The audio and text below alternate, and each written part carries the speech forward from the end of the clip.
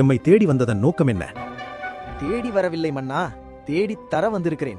என் கையில் இருப்பது வெறும் தூரிகை அல்ல, இந்த உலகின் ரகசியங்களை பூட்டி வைக்கும் சாவி.